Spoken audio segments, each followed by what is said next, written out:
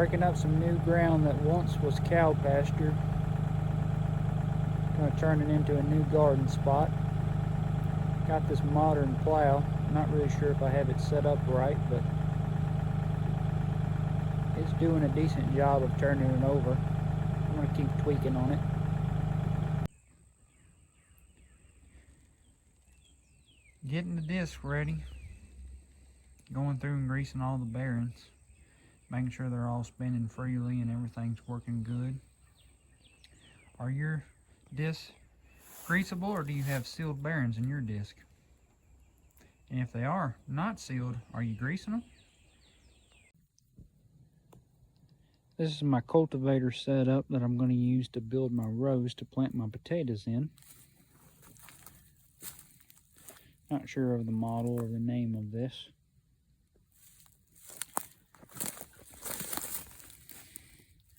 Got these wider little, I don't know if you call these sweeps or shovels.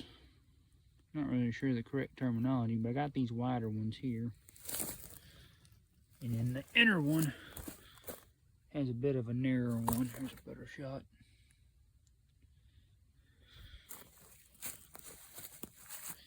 That's my bolt hole spacing that I'm running. Seems to work pretty good with my tractor. Coyote 3510.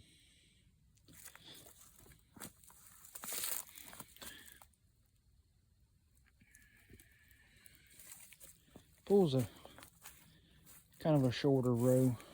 It's not super tall. That way the plants are still kind of lower. That way you can come back and side dress and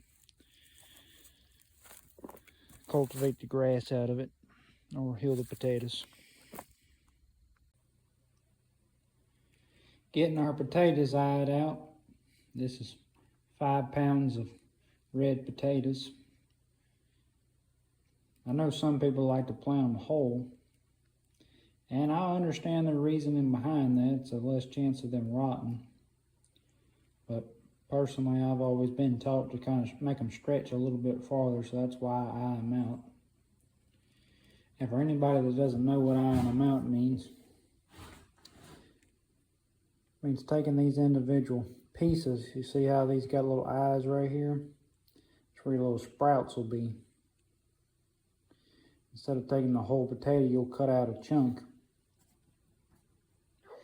For example, this one has a lot of eyes on it, but this is about as thin as I like to get them. You don't really want them paper chip thin.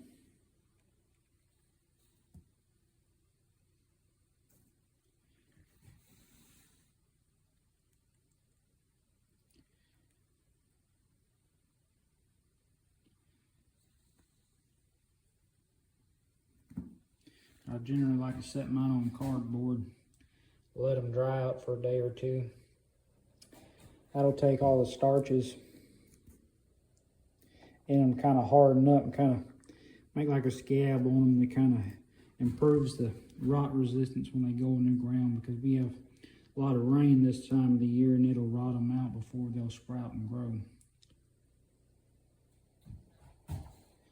The old timers getting a workout.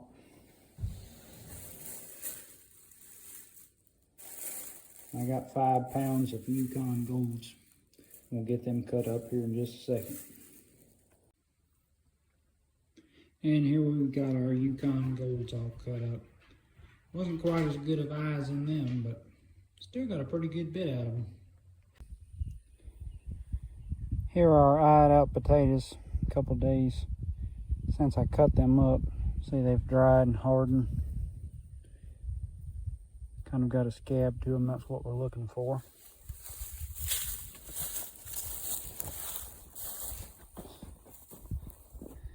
Got this row. That's the reds planted down there. That sticks where they end at. I'm gonna start putting the golds in and then cover them up. Well, we had a equipment failure.